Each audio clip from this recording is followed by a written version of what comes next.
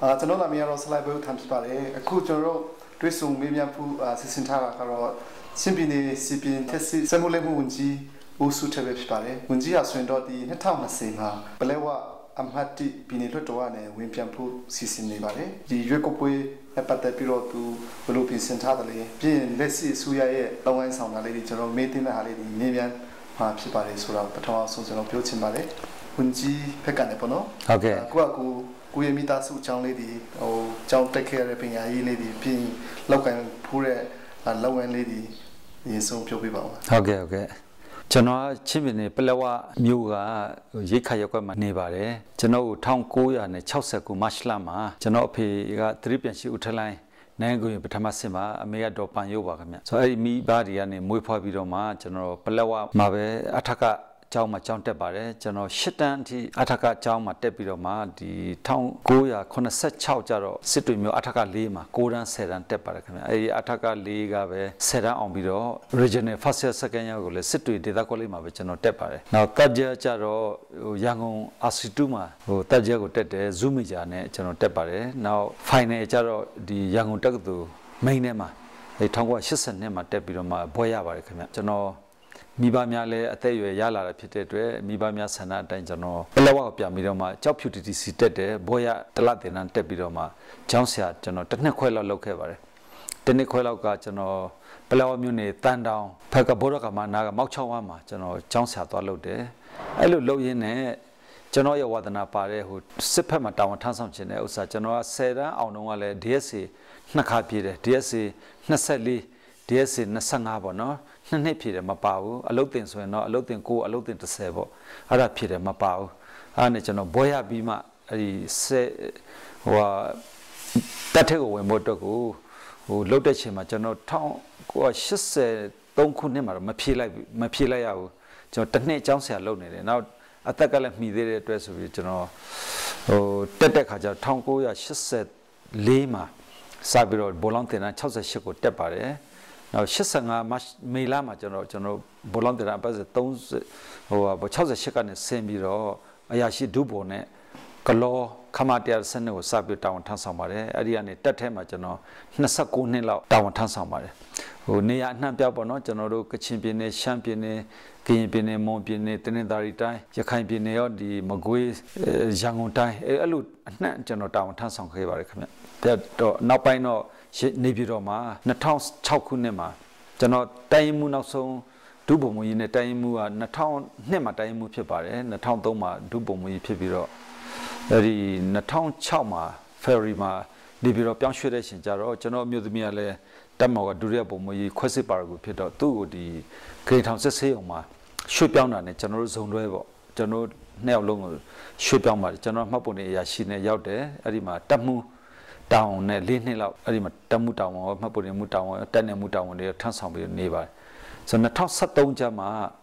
ဒီနေဘက်ပေါ့ကျွန်တော်တို့အမျိုးသားလွှတ်တော်မှာဒီအမျိုးသားလွှတ်တော်ဥက္ကဋ္ဌမြင့်ကခေါ်တာနဲ့ကျွန်တော်အမျိုးသားလွှတ်တော်ကိုပြောင်းပါတယ်ဒုညွန်ချုပ်စီမံနဲ့အဲ့ဒီအမျိုးသားလွှတ်တော်မှာ9နှစ်တောင်ထမ်းဆောင်ခဲ့ပါတယ်ခင်ဗျဆိုတော့ပညာရေးအနေနဲ့တော့ကျွန်တော်ကဒီ BSc Zoom Major ပေါ့အဲ့လိုနဲ့တာဝန်ထမ်းဆောင်တာပါအဲ့ဒီမှာတာဝန်ထမ်းဆောင်ပြီးတော့2018မေလ15ရက်ကျတော့ကျွန်တော်ဒီချစ်ပင်ရဲ့အစွာအဖွဲ့မှာဝန်ကြီးနေရာလေးလက်မှုရှိတဲ့အတွက်စလိုင်းဦးအဇက်ခင်ကလည်းနှုတ်ထွက်ခွင့်တင်ပြီးတော့ထွက်တဲ့အတွက်အဲ့ဒီနေရာမှာပလက်ဝကဒေသခံတယောက်ကိုရွေးချယ်တဲ့အချိန်မှာကျွန်တော်ကိုရွေးချယ်ပြီးတော့ဝန်ကြီးကိုတာဝန်ကို2018မေလ29ရက်နေ့မှာကျန်းသစ္စာကျင်းပြီးတော့အခုချိန်ထိကျွန်တော်တာဝန်ထမ်းဆောင်ပါကအခု2နှစ်ခွဲလောက်ရှိသွားပြီပေါ့လေဆိုတော့ကျွန်တော်မိဘများအနေနဲ့ကတော့ချင်းပြည်နယ်အတွင်းမှာဆိုတော့ဒီလွတ်လပ်ရေးမရမီရောလွတ်လပ်ရပြီးမှာရောချင်းပြည်နယ်ကနေပြည်မနဲ့တောင်တန်းနဲ့လွတ်လပ်ရေးယူမဲ့အချိန်မှာပါဝင်ခဲ့တဲ့ချင်းတိုင်းသားကောင်းဆောင်တယောက်ပါခင်ဗျသတိပြန်ချီဦးထက်လိုက်ပါဆိုတော့ကျွန်တော်တို့ဒီလွတ်လပ်ရဖို့အတွက်ဒီချင်းပြည်နယ်နဲ့ပေါင်းဖို့အတွက်ကိုလည်းဒီပလက်ဝကနဲ့ချင်းပြည်နယ်နဲ့ပေါင်းဖို့လေကျွန်တော်ဖေတို့ပဲလုပ်ခဲ့တယ်1949မှာရိဝီလျံနဲ့တွေ့ပြီးတော့လဲဒီချင်းပြည်နယ်နဲ့ပေါင်းဖို့ကိုအဆိုပြုခဲ့တယ်နောက်1948လွတ်လပ်ရပြီးတဲ့အချိန်မှာလဲဒီချင်းမျိုးသားနဲ့ဖြစ်ဖို့ဖလန်ညီလာခံကိုလဲကျွန်တော်ပလက်ဝကနေပြီးတော့ဖလန်တီလူ30ကိုဥဆောင်ပြီးတော့မှလမ်းလျှောက်ပြီးချင်းမျိုးသားနဲ့ကိုအခမ်းအနားကိုတက်ခဲ့တယ်ခင်ဗျ။နော်အဲ့လိုသမိုင်းကြောင်းတွေလည်းရှိခဲ့ပါတယ်။ဆိုတော့ကျွန်တော်အဖေအနေနဲ့ကတော့တောင်တပြည်မ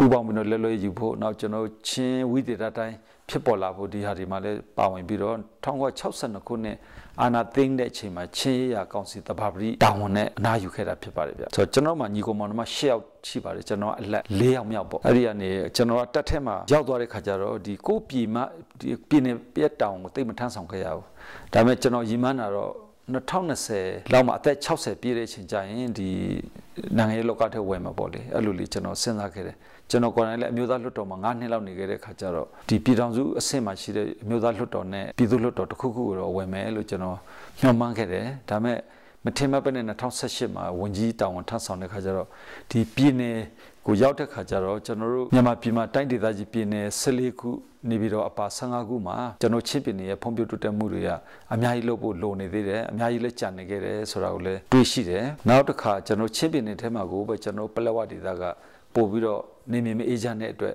လမ်းမဆက်သွယ်ရောကြံတဲ့ပညာရေးချမ်းသာရောအဖက်ဖက်မှာကြံခဲ့တယ်ဆိုတာလေးတွေးတော့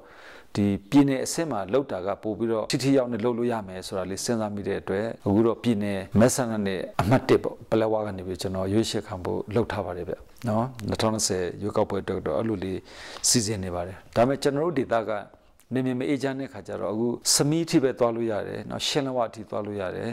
်ပလက်ဝကိုတော့ကျွန်တော်တလောကဒီစက်တင်ဘာ9ရက်နေ့သွားပြီးတော့မှ19ရက်နေ့ပြန်လာတယ်ဟိုပလက်ဝသွားဖို့ကကျွန်တော်တို့အတွက်ဆိုရင်နည်းနည်းလေးခက်ခဲတာအနေမီစေးဝင်လို့ဖို့လည်းခက်ခဲတယ်ဒါပေမဲ့ကျွန်တော်တို့ကိုစားကျွန်တော်တို့ရဲ့ကိုယ်စားလှယ်တွေနဲ့အခုစေးဝင်လုပ်ငန်းတွေတော့လုပ်နေပါတယ်ဆိုရွေးကောက်ပွဲဖြစ်ပြီဆိုတော့ကျွန်တော်တို့ရွေးချယ်မှုကတော့အဆင်ပြေပြေနဲ့အောင်မြင်လိမ့်မယ်လို့တော့ကျွန်တော်တို့ထင်ပါတယ်လက်ရှိမှာကျွန်တော်တို့ပညာရေးနဲ့ကျန်းမာရေးနဲ့ပတ်သက်တဲ့ဥစ္စာကိုတော့အဓိကလုပ်နေရတယ်လို့လက်ရှိ IDP ကမှာရှိတဲ့ဒုက္ခသည်တွေကိုစာဝန်တွေပြည်လေအောင်သူတို့နေမှုထိုင်မှုအတွက်ဟောနောက်ပြီးတော့စားဖို့တောက်ဖို့အတွက်ကောသူတို့ရဲ့ဒီ COVID-19 နဲ့ဆိုင်တဲ့ကိစ္စတွေရောနောက်အဲ့ဒီကမှာရောက်နေတဲ့ကလေးတွေရဲ့ပညာချမ်းသာရေးအတွက်ပါကျွန်တော်တို့စဉ်းစားပြီးတော့အတက်နိုင်ဆုံးပြည်ထောင်စုအစိုးရရဲ့အကူအညီနဲ့ပြည်내အစိုးရအကူအညီနဲ့ကျွန်တော်တို့ပလက်ဝရဲ့ IDP ကလူတွေရဲ့ဒုက္ခတွေကိုအဆင်ပြေအောင်လို့ကျွန်တော်ဝိုင်းလုပ်နေပါလက်ရှိမှာလေဟိုနိုင်ငံရေးဘယ်လိုဝင်လာလဲဆိုတာလည်းပြောထားပြီးဆိုတော့အခုရွေးထားတဲ့ဥစ္စာ NLD ဖြစ်တာပေါ့နော်ဟုတ်ကဲ့ခုဒေတာမှာမဖြစ်ခဲ့ရင်ပေါ့နော်ဘာဒီအဓိကဥစားပေးပြီးတော့လောက်ဖို့စီစဉ်ထားတယ်ဆိုတာလေးပြောပြစီချင်တယ်ဟုတ်ကဲ့ကျလဝဒေတာကနေပြီးတော့အခုအမှတ်တကရွေးချယ်ခံတာပေါ့လေခံတော့အဓိကတော့ကျွန်တော်တို့ကဒီချင်းပြည်နယ်ကမဖွံ့ဖြိုးတဲ့ဒေသဖြစ်ပေမဲ့ချင်းပြည်နယ်ရဲ့ဒီ6မြို့နယ်မှာအဓိကပလက်ဝကပို့ပြီးတော့ဟိုမဖွံ့ဖြိုးပဲနဲ့ကြံခဲ့တယ်ဘာကြောင့်လဲဆိုတော့2015စပြီးတော့နေမြင်မအေးချမ်းတာပေါ့ဆိုတော့ဒီနေမြင်အေးချမ်းဖို့ကိုကျွန်တော်အဓိကလုပ်ချင်တာပေါ့နော်နေမြင်မအေးချမ်းလို့ရှိရင်လည်းဒီဖွံ့ဖြိုးလုပ်ငန်းတွေဘာမှလုပ်လို့မရ2019 2020ရဲ့ဒီ AA နဲ့တမတော်တိုက်ခိုက်မှုပြင်းထန်တဲ့အချိန်မှာကျွန်တော်တို့ဒေသကအခုနိုင်ငံတော်စီမံကိန်းတွေတော်တော်များများရပ်တန့်သွားတယ်ဒီပြည်ထောင်စုရဲ့ဘတ်ဂျက်နဲ့လုပ်တဲ့စီမံကိန်းတွေရောပြည်နယ်ဘတ်ဂျက်နဲ့လုပ်တဲ့စီမံကိန်းတွေရောနောက်ပြီးတော့အထူးစီမံကိန်းဖြစ်တဲ့ဒီကလရန်မြေဟိုလုပ်တဲ့တရားပါလက်ဆက်မတတ်နိုင်သေးဘူးအခုချင်းဒီဟိုမပြီးဘဲနဲ့ဒီတိုင်းရက်တန့်သွားတယ်ဆိုတော့အနေနဲ့အေဂျင့်မကအဓိကဖြစ်တယ်ဆိုတော့ကျွန်တော်တို့ကလည်းအခုမီဒီယာတွေကိုလည်းကျွန်တော်စက်တိုက်ဖြေပါတယ်နေမီအေဂျင့်မို့အတွက်ကဒီစစ်တိုက်နေလို့တော့မရအပြန်လာတိုက်ခိုက်နေလို့လည်းဘယ်တော့မှအေဂျင့်မှလည်းမဟုတ်ဘူးကျွန်တော်တို့ဒေသကလွတ်လပ်ရပြီးနောက်ပိုင်းမှာလည်းအေးချမ်းနဲ့တောက်လျှောက်နေခဲ့တာဒီဘက်က2015နောက်ပိုင်းမှာအေးလှုပ်ရှားမှုဝင်လာတဲ့အချိန်မှာစပြီးနေမီအေဂျင့်တာတော်တော်ဖြစ်တယ်ငကိုတုံးကတော့နေဆက်မှာပဲဖြစ်တာတိတ်ပြဿနာမရှိဘူးအခုကတော့မျိုးပေါ်ကြေးရွာတွေရောအကုန်ရောက်ပြီးမှအခု IDP camp တွေဖွင့်ရတဲ့အဆင့်တွေဖြစ်သွားတယ်ဟို IDP camp ၄ခုအခုဖွင့်ထားတာပေါ့လေကျွန်တော်တို့ပလက်ဝရယ်စမီးရယ်စိန်စင်ဝရယ်မီးစာရယ်အဲ့ဒီ၄ခုမှာရောက်နေတဲ့ဒီဒုက္ခတွေဆိုရင်လည်းကိုရဲရွာကိုစွန့်လှုပ်ပြီးမှသွားကြလာကြပြေးကြလွှားကြနောက်စာရေးတောက်ရေးကလည်းအဆင်မပြေကိုရဲ့ကြေးရွာမှာလည်းမနေနိုင်အလောက်ကန်ခွင့်လန်းလေးလုပ်လို့မရဆိုဒါရရှိမှမဖြစ်နိုင်ဘူးအဲ့ဒီဟာလည်းလေအဲ့ဒီအတွက်ကိုနေမြေအေဂျင့်ဘုကကျွန်တော်အဓိကစဉ်းစားပါတယ်နေမြေအေဂျင့်မှလည်းအခုနလက်မဆက်သွေးရေးတွေကောင်းအောင်ကျွန်တော်လုပ်နိုင်မယ်နောက်ပညာရေးကျမ်းမာရေးတွေလည်းအဲ့ဒါမှကောင်းအောင်လုပ်နိုင်မှာဖြစ်တဲ့အတွက်နေမြေအေဂျင့်ဘုကိုတော့အစွမ်းကုန်ရနိုင်တဲ့နီလန်ဘက်ကပြည်တော်စုအစိုးရနဲ့ပြည်내အစိုးရနဲ့သက်ဆိုင်ရာအဖွဲ့အစည်းတွေနဲ့ညှိနှိုင်းပေါင်းစပ်ပြီးတော့ငြိမ်းချမ်းရေးကိုတော့အဓိကလုပ်ချင်တယ်ဘာလို့ဆိုတော့အခုနှစ်ဖက်တိုက်ခိုက်တဲ့ကိစ္စတွေကကျွန်တော်ဟိုတက်မတော်မှာ29နှစ်လောက်တာဝန်ထမ်းဆောင်ခဲ့တာဖြစ်တဲ့အတွက်ဒီစစ်ရဲ့အနိဋ္ဌာရုံတွေကိုကျွန်တော်တို့တော်တော်တွေ့ပါတယ်ဒေသတော်တော်များများမှာလည်းဒီစစ်ရဲ့အနိဋ္ဌာရုံကိုကျွန်တော်အများကြီးတွေ့ခဲ့တယ်ဆိုတော့ဒီဟာကဒီလိုနေမေးချမ်းမနဲ့တောက်လျှောက်ဒီလိုတွားနေလို့အဆင်မပြေဘူးအဲဒါကြောင့်အေဂျင့် ဖြစ်ဖို့အတွက်ကိုကျွန်တော်နီးမျိုးစုံနဲ့ပြောတယ်အခုလေကျွန်တော်အမှန်တော့ NC လက်မှတ်ထိုးပြီးတော့ငြိမ်းချမ်းတဲ့ထက်ကိုဒီ AA ကိုလည်းရောက်သွားစေချင်တာပေါ့နော်လူမျိုးစုတိုင်းကသူ့ဒေသအတွက်ကိုတော်လိုင်းရေးလုပ်ပြင်မယ်အခုက AA တော်လိုင်းရေးကကျွန်တော်တို့ချင်းပြည်နယ်ပလက်ဝမှာလာပြီးတော့ base လုပ်လို့ဖြစ်နေတဲ့အတွက်ဒါကရရှိမှာဘလို့မှပြီးဆုံးမဲ့ဇလံမဟုတ်ဘူးအခုလိုလဲရပြီးနောက်ပိုင်းမှာကချင်တို့ကရင်တို့တော်လိုင်းရေးလုပ်တယ်နှစ်ပေါင်း80ကျော်သွားပြီအခုချိန်လေးအေဂျင့်တဲ့ပတ်ဝန်းကျင်ကိုမဖန်တီးနိုင်ဘူးအဓိကတော့ NC လက်မှတ်ထိုးပြီးစပွဲပေါ်မှာဟလာအဲ့လိုလေးဆွနွေးမှာပဲပြီးသွားမဲ့ဟာဖြစ်တဲ့အတွက်ကျွန်တော်တို့ရဲ့ဟလာအမျိုးသားတော်လိုင်းရေးလုပ်တဲ့ CM နဲ့တူပါတို့မှာရှိတဲ့ခေါင်းဆောင်တွေကိုလည်းကျွန်တော်တို့ request လုပ်ပါတယ်ဒါကငင်းချမ်းတဲ့ဘောင်တွေကိုပြန်ပါဝင်နိုင်အောင်ပေါ့တိုင်းသားတွေထဲမှာလည်းငင်းချမ်းလုပ်တဲ့အဖွဲ့တွေရှိတယ်ငင်းချမ်းမလုပ်သေးတဲ့အဖွဲ့တွေရှိတယ်ဘလို့ဖြစ်ငင်းချမ်းရေးဘောင်တွေကိုဝင်မှကျွန်တော်တို့နိုင်ငံရေးစပွဲဝိုင်းမှာဆွနွေးမှဒါတွေကအေဂျင့်သွားမယ်လို့ကျွန်တော်ယုံကြည်တဲ့အတွက်ဦးစားပေးတော့အဲ့ဒီငင်းချမ်းရေးကိစ္စကိုလည်းလုပ်ချင်တယ်နောက်ပြီးဒေတာဖုံးပြည့်အတွက်ကအဲ့ဒီနောက်ဆက်တွဲတွေလာမှာပေါ့ဆိုတော့ကျွန်တော်တို့ကဒီကိုပလက်ဝကွက်လေးတွေမဟုတ်ပါဘူးကျွန်တော်ပြည်နေတစ်ခုလုံးခြုံငုံပြီးတော့ကျွန်တော်တို့ဖွံ့ဖြိုးတိုးတက်ဖို့အတွက်လမ်းမဆက်သွယ်ရေးပဲဖြစ်ဖြစ်ပညာရေးကျန်းမာရေးပဲဖြစ်ဖြစ်အခြားလူမှုရေးကဏ္ဍပေါင်းစုံပေါ့အဲ့လိုလေးစဉ်းစားပါတယ်ကျွန်တော်ပလက်ဝတစ်ခုတည်းသာအခုမအေးချမ်းဘူးဆိုပေမဲ့ဒါကကြာလို့ရှိရင်ကျွန်တော်ဒီဘက်ကမြို့နေတယ်မှာလည်းကူးဆက်လာနိုင်တယ်ဟိုအနည်းဆုံးဆိုရင်ကျွန်တော်တို့ဥမာမတူပီရှိမယ်မင်းတက်ရှိမယ်ကမ်ပလက်ရှိမယ်ပေါ့နော်ဒီလိုနေမြေအေးချမ်းမှုဟာကြာလာမယ်ဆိုရင်ဒီဘက်ကပါကူးဆက်လာနိုင်တဲ့အနေအထားတွေရှိပါတယ်။နောက်ဟာခါပဲဖြစ်ဖြစ်အခြားနေရာပဲဖြစ်ဖြစ်နော်ဒါတွေကိုကျွန်တော်စနစ်ကြနဲ့ဟိုထိမ့်သိမ့်နိုင်ဖို့လိုတယ်။နောက်ပြီးတော့ငင်းချမ်းရေးရသွားဖို့လိုတယ်။အဲ့လိုမဟုတ်လို့ရှိရင်ကြာလာတဲ့နဲ့အမျှကျွန်တော်တို့ချစ်ပြည်တပြည်လုံးကူးဆက်သွားနိုင်တယ်လို့လည်းကျွန်တော်သတိပေးလိုပါတယ်။ကျွန်တော်ထပ်မေးချင်တာကဒီဘလဲဝဒေတာဆိုရင်တော့တိုက်ပွဲကြောင့်ပေါ့နော်ဟုတ်ကဲ့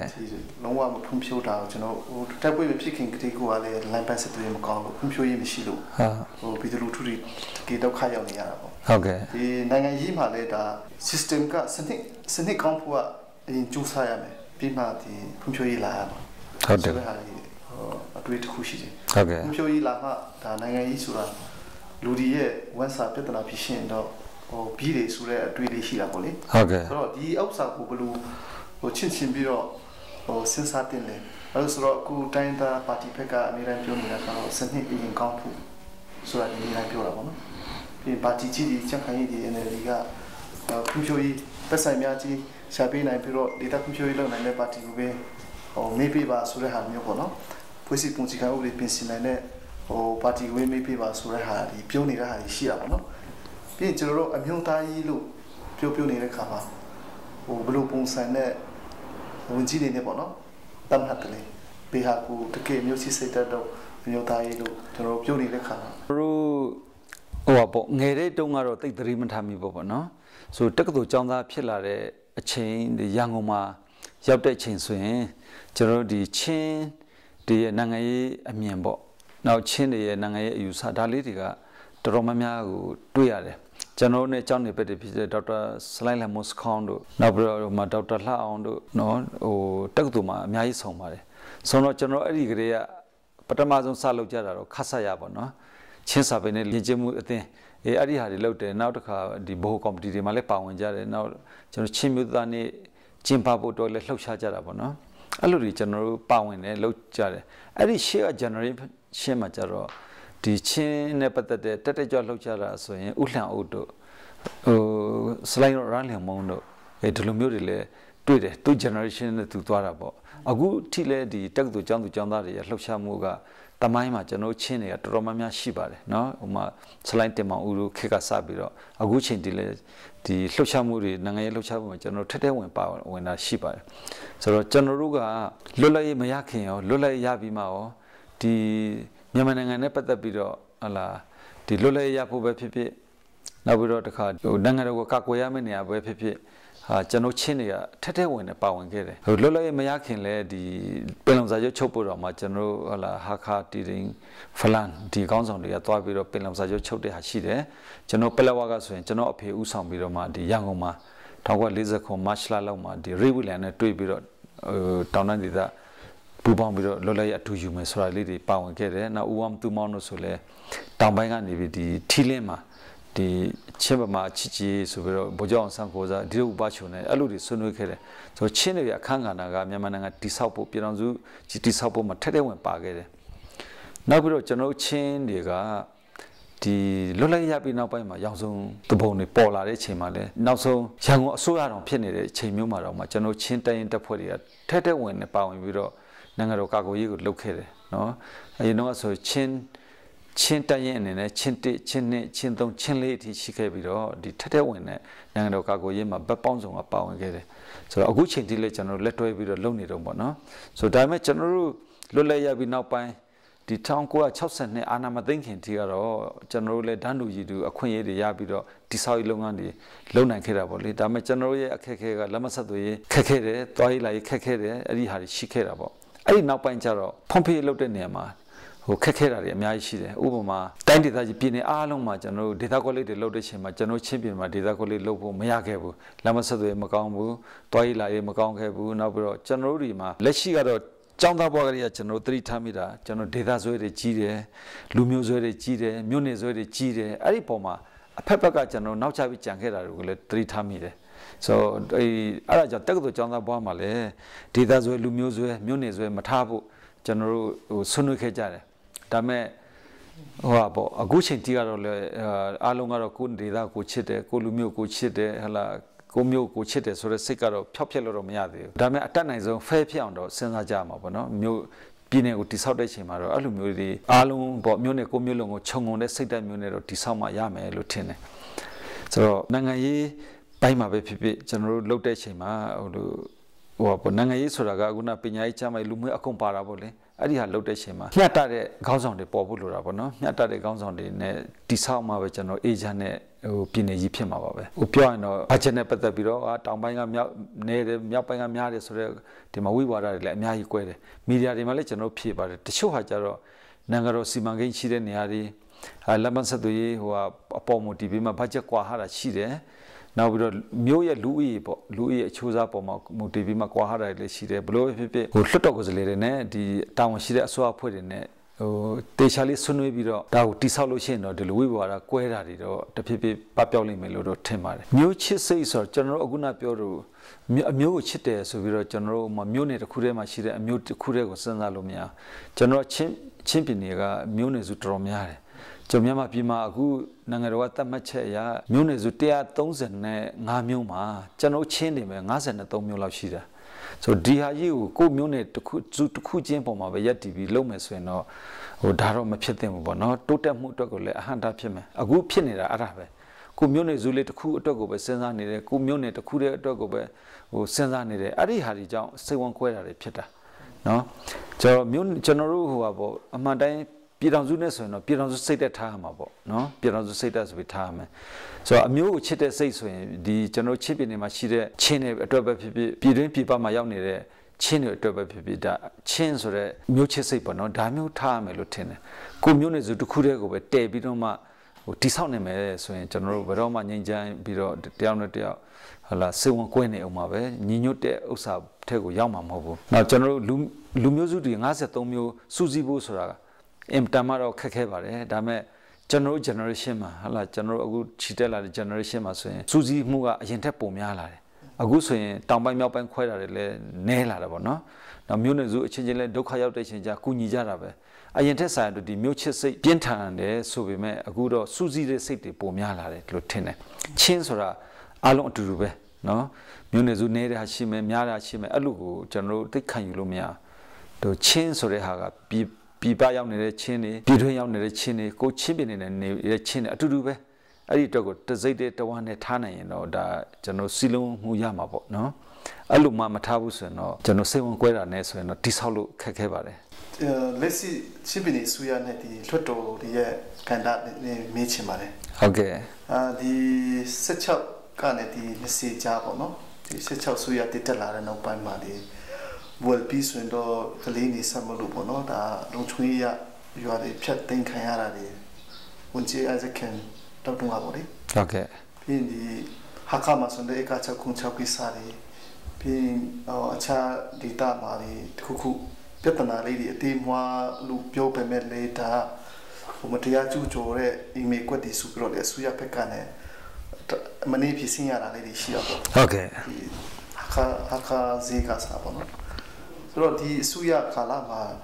ဘာဒီအဓိကစင်ကုန်မှုဖြစ်ပြီးတော့ပေါ့နော်ဒီနေ့အားမလို့အားမရဖြစ်နေတဲ့ဟာလေးတွေပြီးရင်ဒါတော့အောင်မြင်မှုဖြစ်တယ်ဆိုတဲ့ဟာလေးတွေပေါ့ပြီးရင်လွတ်တော်နဲ့ဆူရဲပူပေါင်းဆောင်ရွက်မှုကဘယ်လောက်အောင်မြင်ပြီးတော့ဖန်ချိန်ကြီးပေါ့နော်တွားနိုင်တယ်လားဆိုတဲ့ဟာလေးတွေဖြစ်ပြီးပေါ့ဟုတ်ကဲ့ဆိုတော့ကျွန်တော်တို့ဒီကျွန်တော်တောင်းယူတဲ့2018ပေါ့နော်အဲ့ဒီကာလမှာကျွန်တော်ရောက်ချင်းအဓိကဒီမှာစိန်ခေါ်မှုဖြစ်တာကတော့မြေပြဿနာတွေပေါ့နော်မြေပြဿနာရှိတယ်အဲ့ဒီမှာဟာခါမှာဆိုရင်ဧက100မြေကွက်ဖော်ထုတ်တဲ့ကိစ္စနဲ့ပတ်သက်ပြီးတော့မှဒီပြင်းပြင်းထန်ထန်ဆန္ဒပြတာတွေတွေ့ပါတယ်ခင်ဗျနောက်တစ်ခုကဒီရေမြို့တိုင်းမှာရေတွေကျွန်တော်တို့စီမံကိန်းတွေလုပ်တဲ့ချိန်မှာမအောင်မြင်တာတွေတွေ့တယ်နောက်ဈေးဆောက်တဲ့နေရာတွေမှာမ PCB နဲ့ဒီပြည်သူလူထုနဲ့ဟလာစကားပြောတာတွေ့ပါတယ်ဆိုတော့မြေကိစ္စတော့ကျွန်တော်တို့အင်္ဂလိပ်တွေဝင်လာကြတဲ့ဟလာ1890 4-6အဲ့ဒီပတ်ဝန်းကျင်လောက်ကဥပဒေတွေနဲ့ကျွန်တော်ကင်ကြတာပေါ့နော်ပြောကြတယ်ဘောဘပိုင်မြေဆိုပြောကြတယ်ကျွန်တော်ရောက်တဲ့အချိန်မှာလေဒီမြို့ပြစီမံကိန်းတွေလုပ်ဖို့လိုလာတာကိုလည်းတွေ့တယ်ဆိုတော့ကျွန်တော်ချင်းတွေကလည်းဘောဘပိုင်မြေဆိုတဲ့ဟာကိုအခိုင်အမာရပ်တည်ပြီးတော့ပြောနေတဲ့လူတွေလည်းရှိတယ်နောက်ဘောဘပိုင်မြေဆိုတဲ့ definition ကိုဖွင့်ပြီးမှဒီဒါတော့ဘောဘပိုင်မြေမဟုတ်တော့ဘူးဒီလက်ရှိခေတ်ရည်စည်းကြောင်းပေါ့နော်မြေယာဥပဒေနဲ့2012မှာထုတ်တဲ့ဥပဒေတွေအခု2018မှာထုတ်ပြင်ဆင်တဲ့ဥပဒေတွေအရာဒီမြို့ရွာတွေတိဆောက်တဲ့နေရာမှာဟာလာဒီပိုင်ဆိုင်မှုကိုဥပဒေလို့ထုတ်လို့နေနဲ့ဘိုးရဲ့စီမံခန့်ခွဲမှုနဲ့တိဆောက်တဲ့အပိုင်းတွေကိုလည်းရှိတယ်ဆိုတော့ဒါပေမဲ့ကျွန်တော်အနေနဲ့ပြောချင်တာကတော့ဘိုးဘပိုင်မြေဆိုတာရှိပါတယ်ရှိခဲ့တယ်ဒါပေမဲ့အခုနေကတော့ခေတ်တည်စနစ်တွေအများကြီးပြောင်းသွားပြီပြောင်းသွားတဲ့ခါကျကျွန်တော်တို့လည်းအခြားတိုင်းဒေသကြီးပြည်နေလို့ပဲတဖြည်းဖြည်းတော့ပြည်ပြောင်းလဲပြီးတော့ကိုယ်ဒေသတွေဖွံ့ဖြိုးတိုးတက်ဖို့လုပ်ရမယ်ဥပမာကျွန်တော်တို့ရောက်တဲ့ချိန်မှာအခုစိုက်ပျိုးမှုမျိုးကိုအခြေခံတဲ့ကျွန်တော်ဒေသတွေအတွက်ခက်ခဲတာဘာတွေ့လဲဆိုတော့ငွေကြေးခက်ခဲမှုပြဿနာပေါ့နော်စိုက်ပျိုးလို့မှငွေမရှိဘူးမွေးမြူလို့မှငွေမရှိဘူးဆိုတော့2018ဒီဇင်ဘာလောက်အထိကိုစင်းစရာမြအရကျွန်တော်တွေ့တာဆိုရင်ပေါ့တိုင်းဒေသကြီးပြည်နယ်14ခုနေပြည်တော်အပါ15ခုမှာဒီနိုင်ငံတော်ကနဲ့နိုင်ငံတော်ဘဏ်ကနဲ့ဒီပုဂ္ဂလိကဘဏ်ကချီးတဲ့ပတ်စံပေါင်းဟာဘီလီယံ26,669ဘီလီယံရှိတယ်ခင်ဗျဆိုတော့အခြားဒေသကြီးအများဆုံးကတော့ရန်ကုန်တိုင်းဒေသကြီးပေါ့ချီငွေရတာနောက်မန္တလေးတိုင်းဒေသကြီးနောက်မကွေးအေရဝတီဒီလူတွေများတာတွေ့တယ်အနည်းဆုံးကတော့ပေါ့ကယားပြည်နယ်ရခိုင်ပြည်နယ်ချင်းပြည်နယ်ကတော့မပါတဲ့လောက်ပဲနော်ဆိုအနည်းဆုံးဖြစ်တဲ့ရခိုင်တို့တောင်မှ45 billion လောက်ပါတယ်ကယားပြည်နယ်ဆို65 billion လောက်ပါတယ်ကျွန်တော်ရှင်းကတော့0.5 billion ပဲပါတယ်ဆိုတော့အဲ့ဒါဘာဖြစ်လို့လဲဘာဖြစ်လို့ချီလို့မရတာလဲဆိုတော့ကျွန်တော်တို့ကဒီဘိုးဘပိုင်မြေဆိုတာနဲ့တက်လုံးရက်တည်တဲ့ခါကျတော့ဒီပုံစံခွန်လည်းမလုပ်ဘူးနောက်ပြီးတော့ဂရံလည်းမထုတ်ဘူးအိမ်ဆောက်လည်းဂရံမလုပ်ဘူးဆိုတော့ပတ်စံချီတဲ့လုပ်ငန်းအားလုံးဟာအခုနခိုင်မာတဲ့အထောက်ထားအိမ်တွေမြေတွေကိုအပေါင်ပေးပြီးမှချီရတဲ့စနစ်မျိုးဖြစ်နေတယ်ပုဂ္ဂလိကဘဏ်လည်းအဲ့တိုင်းပဲချီတယ်ပြည်စုဘဏ်တွေကဟလာအဲ့ဒါတွေကလည်းဒီတိုင်းပဲချီတယ်ဆိုတော့ကျွန်တော်တို့ကအဲ့ဒါကြောင့်ဘိုးဘွားပိုင်မြေဆိုတဲ့ဟာကိုရက်တီပြီးတော့စုပ်ကင်နေမယ်ဆိုရင်ပုံစံခုံလေးလုပ်လို့မရဘူးခရံတွေလည်းလုပ်လို့မရဘူးဆိုရင်ကျွန်တော်တို့ဒီအခုနဖွံ့ဖြိုးတိုးတက်ပုံအတွက်အတိုးနည်းနည်းလေးနဲ့ချီငွေရမယ့်ကိစ္စတွေမှာအများနဲ့နာတယ်ဘီလီယံပေါင်း26,669မှာကျွန်တော်0.5 billion ပဲ1 billion တော့မပြည့်ဘူးအဲ့လိုမျိုးသွားတွေ့တယ်အဲ့ဒါကြောင့်ဘိုးဘွားပိုင်မြေဆိုတာကလည်းရှိတယ်ဒါပေမဲ့အဲ့ဒါကိုလှုပ်ထုတ်လို့နေရပေါ့ပိုင်ဆိုင်မှုမြေဖြစ်အောင်ပုံစံခွန်ထုတ်တာတို့ပုံစံ106ဆွဲပြီးတော့မှအိမ်ဆောက်လို့ရှိရင်လည်းဟလာဂရံထုတ်တာတို့လုပ်တင်တယ်လို့ကျွန်တော်ကတော့အဲ့ဒီမှာဆွနွေးလို့တယ်ဆိုတော့အခွင့်အရေးတွေဆုံးရှုံးတာပေါ့နော်စီးပွားရေးအခွင့်အလမ်းတွေဆုံးရှုံးတယ်ကျွန်တော်ကငကိုကမှမချမ်းသာဘူးရွှေ့ပြောင်းတောင်စနစ်နဲ့လုပ်တဲ့အတွက်ကျွန်တော်ကဆင်းရဲနေတာအဲ့ဒါတီမြဲတောင်ရတွေဟလာဒီစူပေါင်းတောင်ရတွေဟလာနောက်ပြီးတော့ရေရှည်တီမြဲတဲ့စိုက်ခင်းတွေဒီလိုမျိုးတွေတဖြည်းဖြည်းပြောင်းရမယ်ခင်ဗျအဲ့လိုမပြောင်းလို့ရှိရင်ဒီတိုင်းသာရက်တည်နေမယ်ဆိုတော့ကျွန်တော်ဒီတိုင်းပဲဆင်းရဲနေအောင်ပါပဲလို့ပြောချင်တယ်ဆိုတော့ငွေချီမှချမ်းသာမှာလားဆိုတော့အဲ့လိုတော့မဟုတ်ဘူးနိုင်ငံတကာမှာပဲအစိုးရတော်မှာသူများတိုင်းပြည်ကပတ်စံချီပြီးမှစီမံကိန်းတွေဖော်ရတယ်နိုင်ငံတော်ကပေးတဲ့ချီငွေကိုတထေးတွေတော်မှာပတ်စံချီပြီးမှစီးပွားရေးတွေလုပ်ချရတယ်ဆိုတော့ကျွန်တော်တို့ဒေသမှာလည်းစိုက်ပျိုးရေးဇုံတွေမွေးမြူရေးဇုံတွေစက်မှုလက်မှုဇုံတွေဖော်ထုတ်မယ်ဆိုရင်နိုင်ငံတော်ရဲ့ချီငွေတွေလည်းလိုတာပဲ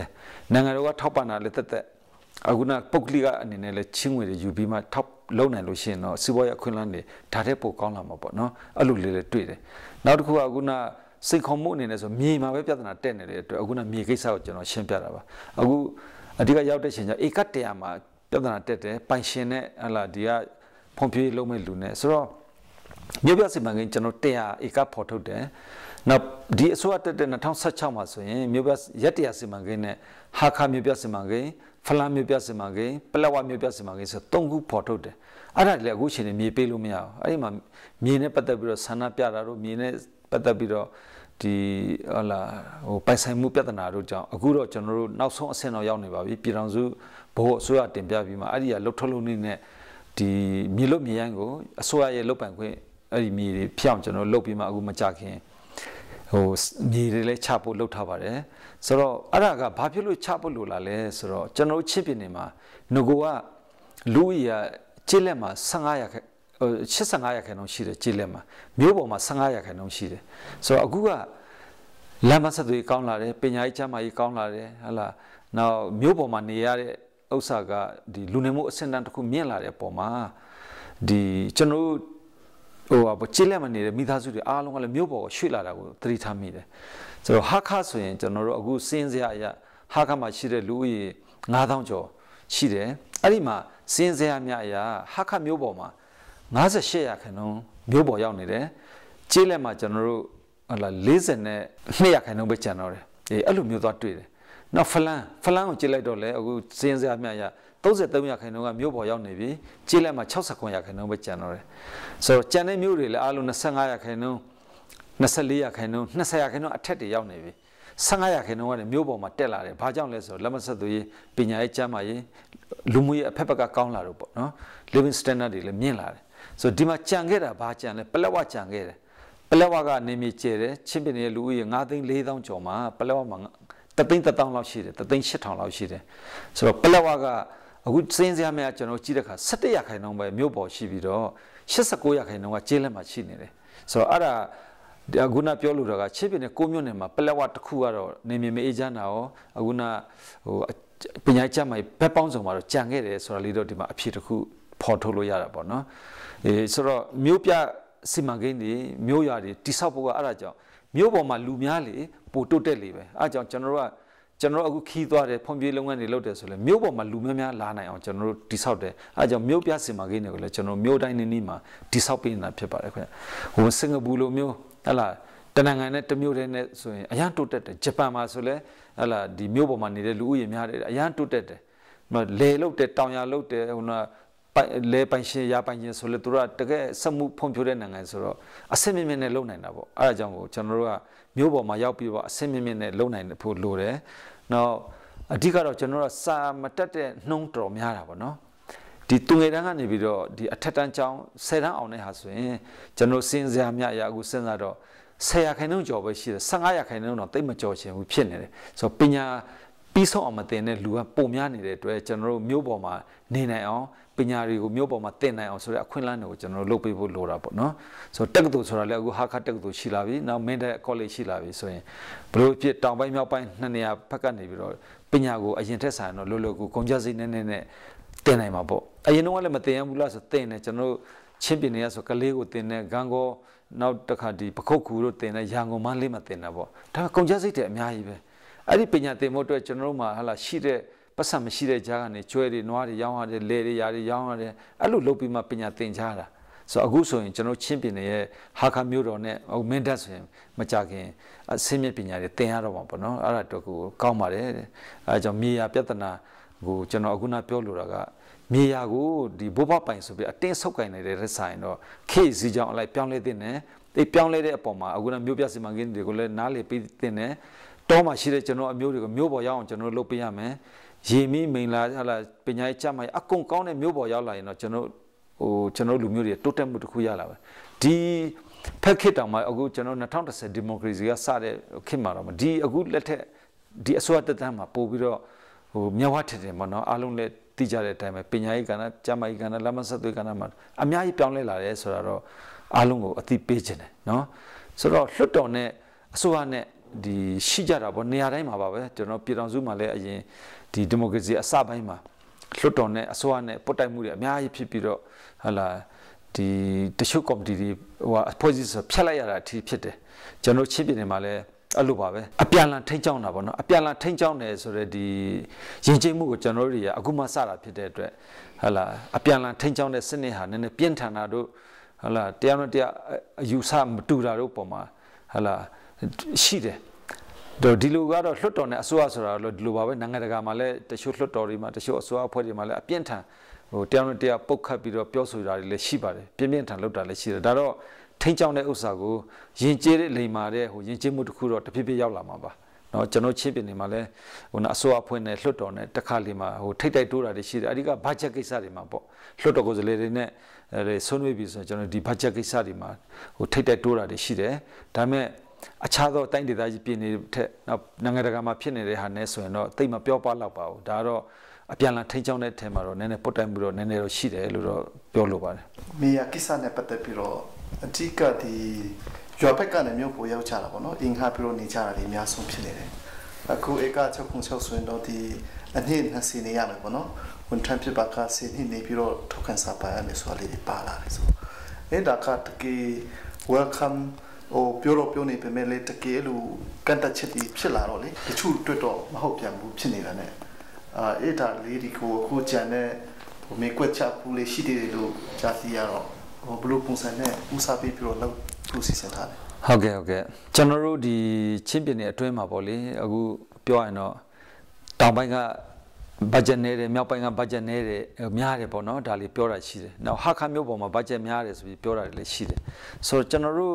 အခုလာမယ့်2021ဘတ်ဂျက်တောင်မှဒီဟာခါဆိုရင်တော့34ဘီလီယံလောက်သုံးပါတယ်34ဘီလီယံလောက်ရှိတယ်ဟိုမှာ complex ဆိုရင်တော့ကျွန်တော်တို့9ဘီလီယံလောက်ပဲပေါ့နော်ပလက်ဝဆိုရင်12ဘီလီယံလောက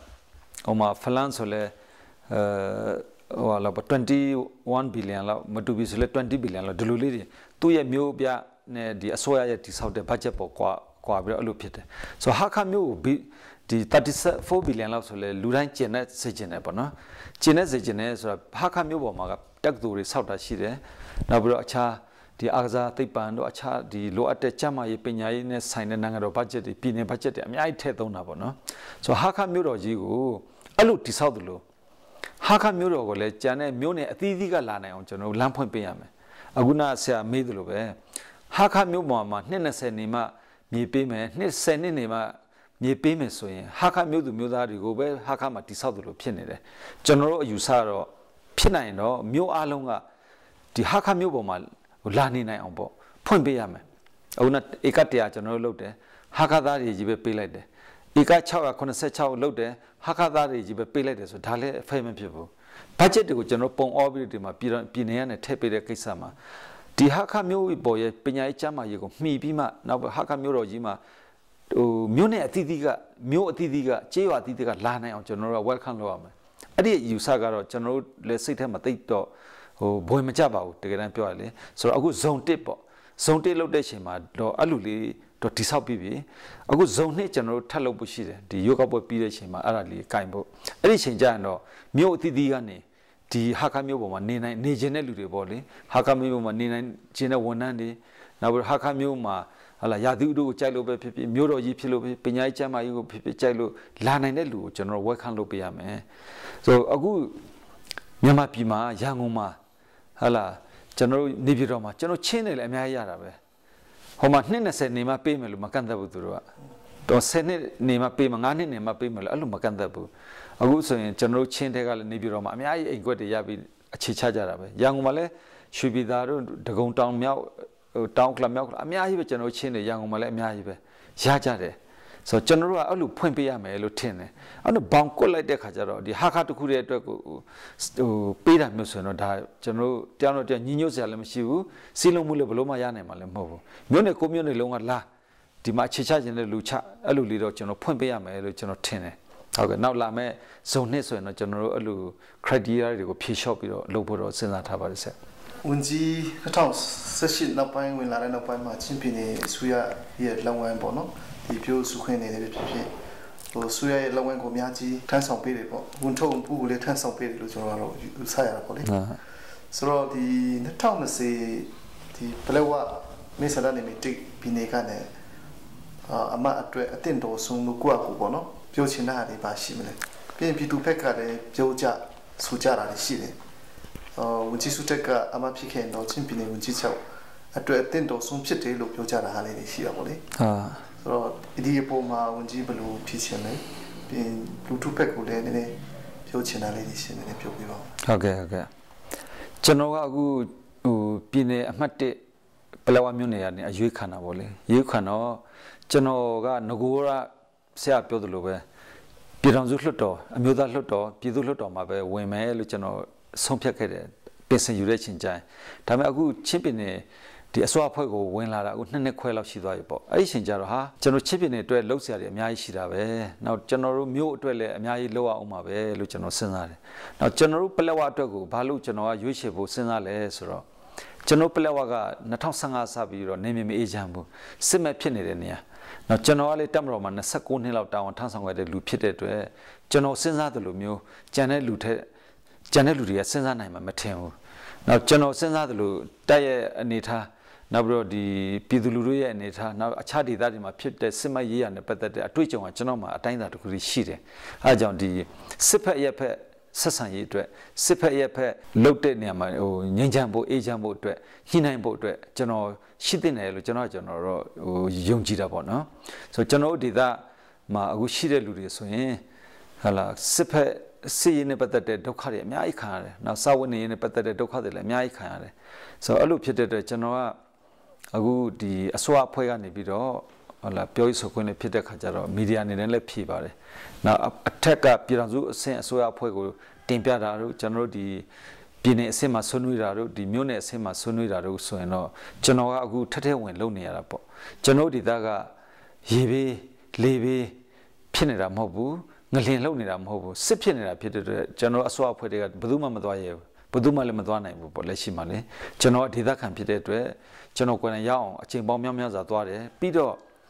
ကျွန်တော်ကိုယ်တိုင်မသွားတော့မှကျွန်တော်ဖုန်းနဲ့ဟလာသတင်းပေးတယ်ဖုန်းနဲ့အခက်အခဲတွေကိုတင်ပြတဲ့အတွက်လိုအပ်ချက်တွေကိုအစိုးရအဖွဲ့တင်ပြတယ်ပြည်ထောင်စုတင်ပြပြီးကျွန်တော်ဖြည့်ဆည်းပေးနေပါတယ်ဖြည့်ဆည်းပေးနေတယ်အဲ့ဒီအတွက်ကလည်းအတိုင်းတာတစ်ခုတည်းတော့အောင်မြင်တယ်လို့ထင်တယ်ဒါပေမဲ့စာဝန်ကြီးခက်ခဲတာလူတွေရဲ့လိုအပ်ချက်အပြည့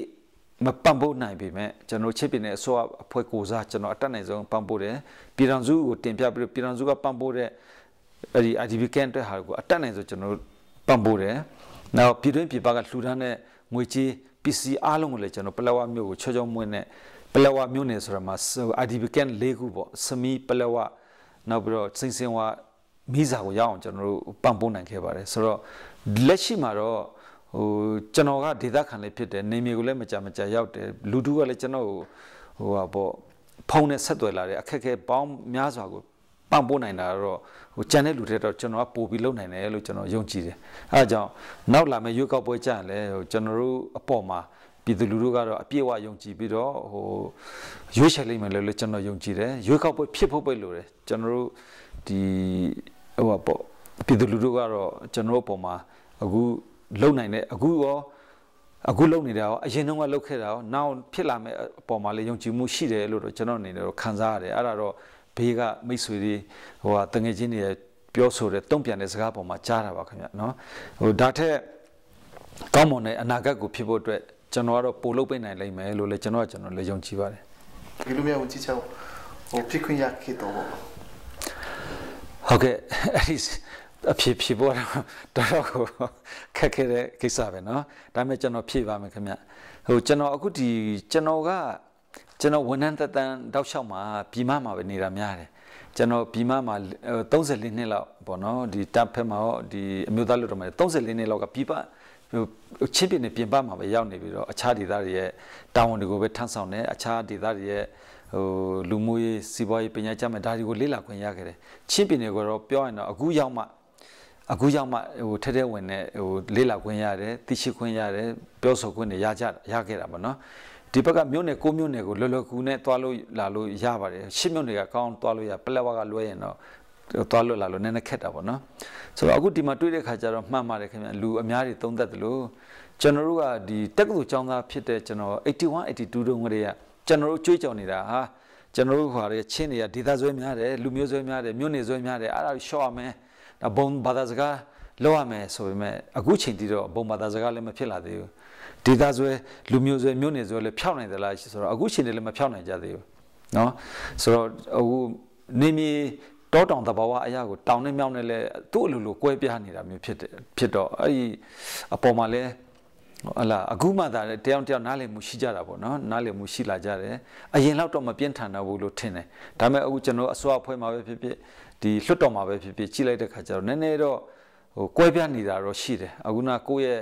မျိုးနယ်ဆွဲမျိုးနယ်ကိုဆွဲနေတာတို့ကိုယ့်ရဲ့လူမျိုးကိုဆွဲနေတာတို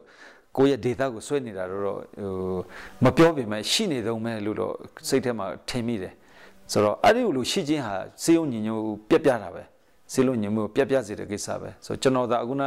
ဆရာပြောသလိုဝင်ကြီးချုပ်ဖြစ်ခဲ့မယ်ဆိုရင်ကျွန်တော်ဖဲဖြစ်အောင်ပေါ့အတတ်နိုင်ဆုံးစူးစမ်းမယ်လို့ကျွန်တော်ပြောချင်တယ်ကျွန်တော်အခုလက်ရှိတာဝန်ထမ်းဆောင်တဲ့နှစ်ခွဲအတွင်းမှာလည်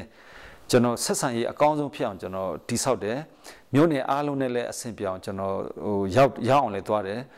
ဟိုညီတူညီမပေါ့နော်အားလုံးရဲ့အခက်အခဲတွေအားလုံးကိုဟိုညီတူညီမဖြည့်ရှင်းပေးတယ်လက်ရှိကျွန်တော်တောင်ယူရတဲ့စီပင်သားရေးကိစ္စလက်စစ်ကိစ္စအခုနဟိုတယ်နဲ့ခီးကိစ္စတွေရှိတယ်စက်မှုလက်မှုနဲ့ဆိုင်တဲ့ကိစ္စတွေရှိတယ်အဲ့ဒါအားလုံးကိုလည်းမြို့နယ်တိုင်းမှာဟိုကိုနဲ့ဆိုင်တဲ့ကိစ္စမဟုတ်တော့မှကျွန်တော်ဝင်ပါပြီးတော့မှအခက်အခဲတွေကိုဖြည့်ရှင်းတာတွေရှိတယ်အခုနဆရာပြောသလိုတချို့ခက်ခဲပြီးတော့ဖြည့်ရှင်းရမယ့်ဟာဆိုရင်ကျွန်တော်ကပြောရဆိုခွင့်လည်းဖြစ်တယ်ဟလာတာဝန်ရှိတဲ့လူအနေနဲ့လည်းကျွန်တော်ဖြည့်ရှင်းတယ်မရေးကိစ္စတွေဆိုလည်းအရင်ခက်ခဲတဲ့ကိစ္စတွေရှိတယ်ဈေးကိစ္စဆိုလည်းခက်ခဲတယ်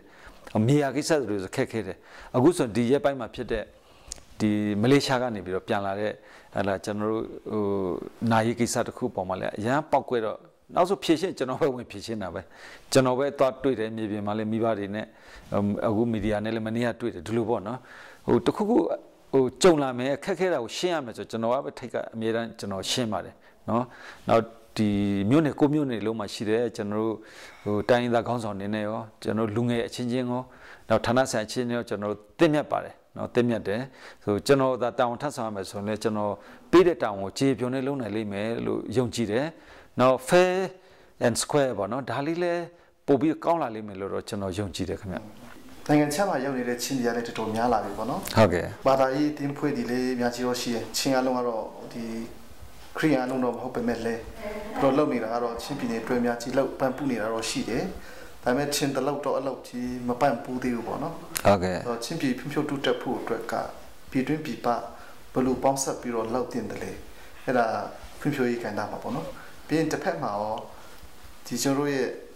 ဟိုအမျိုးသားဖြို့တူတက်ရေးအတွက်ပေါ့နော်ဟုတ်ကဲ့ဘလို့ပုံစံနဲ့ဝိုင်းပြီးတော့လောက်ကြရင်ကောင်းမလဲဟိုဆရာလေးအမေရိကန်နိုင်ငံခြားပြည်တွင်းပြည်ပနဲ့အွန်လိုင်းကနေတွေ့ဆုံနေတာတွေမင်းရတာပေါ့ဟိုဘာတွေလူပြီးတော့ဟိုဘာတွေလောက်တင်နေဆိုတာလေးပေါ့နော်ပြည်တွင်းပြည်ပနဲ့ကြီးရှုတဲ့ကျွန်တော်ရဲ့ချင်းပြည်သူအလုံးအတွက်ဗာများမှချင်တာရှိနေတယ်ကျွန်တော်တို့အခုကျွန်တော်လည်းဒီရက်ပိုင်းမှာဟို Zoom meeting ပေါ့နော်ဝင်ပြီးတော့ဟိုပါဝင်ပြီးတော့ဆွေးနွေးဖြစ်တာတွေလည်းရှိတယ်နားထောင်ဖြစ်တာလည်းရှိပါတယ်ခင်ဗျဆိုတော့ကျွန်တော်တို့ဒီ COVID-19 ဖြစ်လိုက်တဲ့အချိန်မှာကျွန်တော် e-government တွေတော်တော်ဖွံ့ဖြိုးသွားတယ် Zoom meeting တွေတော်တော်လုပ်ဖြစ်သွားတယ်ဆိုတယောက်နဲ့တယောက်အရင်တော့ဝေးတယ်လမ်းမဆက်သွေးအရာဝေးတယ်ဟလာတယောက်တယောက်မတွေ့နိုင်ဘူးဆိုပေမဲ့အခုဒီ Zoom meeting တွေပေါ်တဲ့အချိန်မှာပြပမှာရောက်နေတဲ့ကျွန်တော်တို့မိတ်ဆွေတွေပြပရောက်နေတဲ့ကျွန်တော်ဘာသာရေးကောင်းဆောင်တွေနိုင်ငံရေးကောင်းဆောင်တွေအားလုံးနဲ့လည်းလွယ်လွယ်ကူတွေ့လို့ရတဲ့အနေအထားရှိပါတယ်။နောက်ပြည်တွင်းမှာရှိတဲ့လူတွေနဲ့လည်းအဲ့လိုပဲလွယ်လွယ်ကူနဲ့တွေ့လို့ရတယ်ဆိုတော့နိုင်ငံတကာနဲ့ပြည်တွင်းနဲ့အကုန်ချိတ်ဆက်လို့ရတဲ့ပတ်ဝန်းကျင်ကိုအခုရောက်နေတာတော်တော်ဝန်တာဖို့ကောင်းတယ်ခင်ဗျ။နော်ဆိုတော့ဒီနေ့မနေ့ပဲကျွန်တော်ဒီ IDP ကိစ္စနဲ့ပတ်သက်ပြီးတော့ refugee နဲ့ပတ်သက်ပြီးတော့ဒါလေးတွေလည်းဟို US မှာရှိတဲ့မိတ်ဆွေတွေအခြားနိုင်ငံတကာမှာရောက်နေတဲ့မိတ်ဆွေတွေနဲ့လည်းဆွေးနွေးခွင့်ရခဲ့တယ်။မနေ့ကဆိုလည်းပြည်တွင်းပြည်ပမှာရောက်နေတဲ့မိတ်ဆွေတွေနဲ့ချင်းပြည်နယ်မှာလေရင်ကွင်းတိဆောက်ဖို့ပေါ့နော်မြို့နယ်လိုက်မှာလေရင်ကွင်းတွေရှိတဲ့နယ်ဆိုတဲ့ဟာမျိုးကိုလည်းဆွေးနွေးဖြစ်တယ်။အရင်ပိုင်းကလည်းဒီပညာရေးကဏ္ဍ၊ကျန်းမာရေးကဏ္ဍနောက်ပြီးတော့စီးပွားရေးကဏ္ဍနဲ့ပတ်သက်ပြီးတော့ဆွေးနွေးတာတွေကိုလည်းနားထောင်ခွင့်ရခဲ့တယ်။ဆိုတော့ကျွန်တော်တို့ကဒီကျွန်တော်ရဲ့လူမျိုးဇက်ကအေးစစ်နေတတ်တဲ့လူမျိုးတွေနောက်ပြီးတော့မရှိရင်လည်းရှိတာလေးနဲ့ရင်းရောင်းရဲတည်တင်ပြီးတော့နေတဲ့လူမျိုးတွေဖြစ်တယ်ဆိုတော့ဒါမဲ့ခေတ်ရစီကြောင်းတွေပြောင်းလာတဲ့ခါကျတော့လူတွေမျိုးအစတန်းတွေပြောင်းလာတဲ့ခါကျတော့ဒီတိုင်းရက်တည်လို့တော့မရဟုတ်လားကျွန်တော်စီးပွားရေးကောင်းအောင်လုပ်ကြရမယ်ပညာရေးကျန်းမာရေးတွေကောင်းအောင်လုပ်ရမယ်အခုနပညာရေးမှာကျွန်တော်တို့15%ကျော်ကျော်လေးပဲဖြစ်နေတဲ့ကနေပြီးတော့90%အထက်ဖြစ်အောင်ဟုတ်လားအဲ့လိုတိုးတက်အောင်ကျွန်တော်တဖြည်းဖြည်းဖြစ်အောင်လုပ်ရမှာပေါ့နော်အဲ့ဒါကိုဒေါက်တာဆဆာတို့နဲ့ဒီဆက်တဲ့ပတ်ဝန်းကျင်ကလည်းစ조사နေတယ်ကျွန်တော်တို့နိုင်ငံတော်မှာတာဝန်ရှိတဲ့ပြည်ထောင်စုအစိုးရကိုလည်းကျွန်တော်တ တောင်းဆိုပြီးတော့တင်ပြပြီးတော့လုပ်ရမယ်ပြည်နယ်အစိုးရကလည်းဒါကိုတုံးတတိုင်းနဲ့အောင်မြင်အောင်လုပ်ရမှာပေါ့နော်ဒါကကိုဒေသဖွံ့ဖြိုးဖို့ကတော့ပညာရေးကတော်တော်အရေးကြီးတယ်နိုင်ငံတကာမှာလည်းပညာရေးဖွံ့ဖြိုးအောင်လုပ်နေတာဆိုတော့ပညာရေးဖွံ့ဖြိုးမှကျန်တဲ့ဟာတွေလည်းတစ်ဖြည်းဖြည်းလိုက်လာမှာဖြစ်တဲ့အကြောင်းလည်းပြောချင်တယ်ဆိုတော့နိုင်ငံတကာမှာရှိတဲ့အကူအညီတွေလည်းယူရမယ်ဒီမနေ့ဆွေးနွေးတာဆိုရင် IDP ကန်ကိုထောက်ပံ့ဖို့ဒီ refugee ကန်တွေကိုထောက်ပံ့ဖို့ဆိုတာရယ်နောက်ပြီးတော့ refugee ဟိုဟာတွေကိုနိုင်ငံတကာမှာရောက်အောင်ခေါ်ဖို့ဆိုတဲ့ဟာတွေလည်းဆွေးနွေးတာတွေ့တယ်ဆိုတော့ကျွန်တော်တို့ပြည်နယ်အဆင့်နဲ့လုပ်လို့လည်းအားလုံးမပြီးနိုင်ဘူးကျွန်တော်ဒီပြည်ထောင်စုအဆင့်တစ်ခုတည်းနဲ့လုပ်လို့လည်းမပြီးနိုင်ဘူးနိုင်ငံတကာကတိုင်းပြည်တွေရဲ့ဟာလာအခုညီလေးလိုတယ်လို့တော့ထင်ပါတယ်ဆိုတော့ကျွန်တော်ဘာသာရေးမခရစ်ယာန်ဘာသာရေးကအင်မတန်မှအားကောင်းပါတယ်အခုလည်းဒီဥဆောင်နေတာဟာတော်တော်များများကဘာသာရေးခေါင်းဆောင်တွေဖြစ်တယ်ဆိုတော့ဘာသာရေးခေါင်းဆောင်တွေအခန့်ကဏ္ဍဟာကျွန်တော်တို့တော်တော်ကိုအလေးထားပြီးတော့အရေးကြီးတယ်ဆိုတာကိုလည်းကျွန်တော်သုံးသပ်မိပါတယ်ဆိုတော့ဘာသာကတော့ဘောင်းဆောင်ပေါ့နော်ဘာသာကတော့ဒီခရစ်ယာန်လည်းရှိမယ်ဗုဒ္ဓဘာသာလည်းရှိမယ်မွတ်စလင်ဟိန္ဒူဒီလိုရှိကြမှာပေါ့သူယုံကြည်ရာကိုးကွယ်ရာပေါ့ဒါပေမဲ့လက်ရှိမှာတော့ကျွန်တော်ချစ်ပြည်နယ်မှာဥဆောင်နေတာကတော့ခရစ်ယာန်ဘာသာကတော်တော်ဥဆောင်နေတယ်နောက်ပြီးတော့ခရစ်ယာန်ဘာသာဝင်တွေရဲ့ဟိုဟာပေါ့ထိတွေ့မှုဒီဆရာတော်ကြီးတွေရဲ့ဩဝါဒလမ်းညွှန်မှုတွေကိုလည်းနာခံတဲ့အတွက်တော်တော်များများမှာအောင်မြင်နေတာတွေ့ပါတယ်ခင်ဗျနော်အောင်မြင်နေတာတွေ့တယ်ဒီဘာသာရေးခေါင်းဆောင်ကြီးတွေကပြောတဲ့ဟုတ်လားဒီညွှန်ကြားချက်လမ်းညွှန်ချက်ဟိုပြောပြချက်တွေအားလုံးကိုဒီဒေသခံတွေကလိုက်နာတဲ့အတွက်စီးလုံးညီညွတ်မှုကအရင်ထက်ပိုရတယ်အရင်ထက်ပိုရတယ်နောက်ပြီးတော့အခုလူချင်းမတွေ့ရတော့မှအခုန Zoom meeting တွေဟုတ်လားအင်တာနက်သုံးပြီးတော့မှဟိုဆွေးနွေးချက်တွေအားလုံးကိုလည်းကျန်တဲ့လူတွေကလေ့လာခွင့်ရတဲ့အချိန်မှာစီးလုံးညီညွတ်မှုကပိုဖြစ်တယ်အဲဒါကြောင့်ဒီနိုင်ငံတကာရဲ့အကူအညီလဲလိုတယ်ဘာသာရေးကောင်းဆောင်တွေရဲ့ဥဆောင်မှုလဲလိုပါတယ်ခင်ဗျနော်ဘလို့ပဲဖြစ်ဖြစ်ကိုပြည်တွင်းမှာတော့ဒီပြည်တော်စုအစိုးရရဲ့ဥဆောင်မှုကိုယူရမှာပေါ့ပြည်နယ်တွင်းမှာတော့ကိုပြည်နယ်အစိုးရရဲ့ဥဆောင်မှုကိုယူရမှာပေါ့နော်ဆိုတော့ပြည်တော်စုအစိုးရနဲ့ပြည်နယ်နဲ့နောက်ပြီးတော့ဒီဟိုဝိုင်းလုပ်တဲ့ဘာသာရေးကောင်းဆောင်တွေNGO တွေအဲ့ဒီဟာအားလုံးနဲ့ဆက်ဆက်လိုက်ရင်တော့ကျွန်တော်ပြည်နယ်ကအများကြီးတိုးတက်စရာရှိပါတယ်လို့တော့ပြောချင်ပါတယ်အေးကြီးစားပါနော်အေးဆိုရင်တော့ဒီတရုတ်နဲ့အိန္ဒိယအပြန်မှုလို့ကျွန်တော်ယူဆကြတာပေါ့တရုတ်ကအေးကိုမွေးပြီးတော့ဒ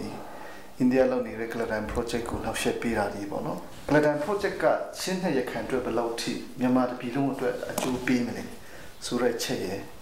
အခုအေးကနောက်ဆုံးဆိုတော့ slide အောင်စုပေါ့နော်ဒီကျွန်တော်လူငယ်ဟောစုတဲ့ခုချင်းတင်ခံနေစေဖြစ်တယ်ဟိုလူမျိုးဟိုတက်ဖြတ်တာဒီဟိုချင်းနေနေတဲ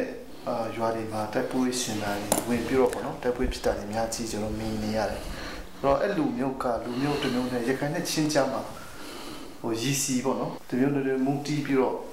ဟိုပြဿနာအကြီးထွားစေနိုင်ဘူးလားဒီကိစ္စနဲ့ပတ်သက်ပြီးတော့ဘယ်လိုဟိုအေးဖက်ကလည်းဘယ်လိုလောက်တင်လဲပေါ့နော်နည်းနည်းမြင်နေပြပြစီစီကျွန်တော်တို့ပလောဝမျိုးတွေကလူကြီး3,800လောက်ရှိတယ်အဲ့ဒီမှာရခိုင်လူမျိုးကဟို18,000လောက်ရှိတယ်ဗျရှစ်တော့ဟို18ရာခိုင်နှုန်းလောက်ပေါ့နော်18ရာခိုင်နှုန်းလောက်ပလောဝမျိုးနယ်မှာ18ရာခိုင်နှုန်းလောက်ရှိတယ်ချင်းပြည်နယ်လူဦးရေနဲ့တွက်ရင်တော့2ရာခိုင်နှုန်းလောက်ရှိတယ်ပေါ့နော်ရခိုင်ကအဲ့ဒီချင်းပြည်နယ်ထဲမှာပလောဝမှာ18ရာခိုင်နှုန်းလောက်ရှိတယ်ဆိုတော့ကျွန်တော်တို့ကတိုင်းသားပေါင်းစုံကသူ့ရဲ့ဒန်းတူညီမျှခွင့်အတွက်ဒီမိုကရေစီရေးအတွက်ကိုတော်လှန်ရေးလုပ်တာကျွန်တော်တို့ဘာမှပြောစရာမရှိဘူးရခိုင်ကအေးဆိုပြီးတော့တိဆောက်ပြီးတော့တော်လိုင်းလောက်တာလေကျွန်တော်ဘာမှပြောစရာမရှိဘူးအရင်တော့ကတော့ ALP ဆိုပြီးတော့ရခိုင်တော်လိုင်းတွေကရှိတယ်ကျွန်တော်ပလက်ဝမြို့နယ်ထဲမှာလည်းဝင်တယ်ဘင်္ဂလားဒေ့ရှ်တို့အိန္ဒိယတို့မှာလည်းနေတယ်ဆိုတော့သူတို့ရဲ့လှုပ်ရှားမှုကပြည်သူကိုဒုက္ခမပေးဘူးသူကနေဆက်မှာပဲနေတယ်အိန္ဒိယထဲမှာနေတယ်ဟိုမှာဘင်္ဂလားဒေ့ရှ်ထဲမှာနေတယ်ပြည်သူကိုဒုက္ခမပေးဘူးအခုကတော့ကျွန်တော်တို့ A ကဒီပလက်ဝမြို့နယ်ထဲမှာ2015စဝင်တဲ့အချိန်မှာနေဆက်မှာစလှုပ်ရှားတယ်နောက်ပြီးတော့တဖြည်းဖြည်းနဲ့ဒီဘက်ကိုရခိုင်ပြည်နယ်မြောက်ပိုင်းကိုလည်းစိတ်ဝင်ပြီးတော့မှဟိုတပ်မတော်နဲ့2019နောက်ပိုင်းကစပြင်းပြင်းထန်တိုက်လာ18 19တောက်လျှောက်ပြင်းထန်ပြီးတော့2020မှာအမြင့်ဆုံးအချိန်ဖြစ်တာပေါ့စစ်ရှိန်အဲ့မှာကျွန်တော်တို့ပလက်ဝဒေသကလည်းတော်တော်ကိုဟိုစစ်ဘေးဒုက္ခတွေဖြစ်တယ်ဆိုတော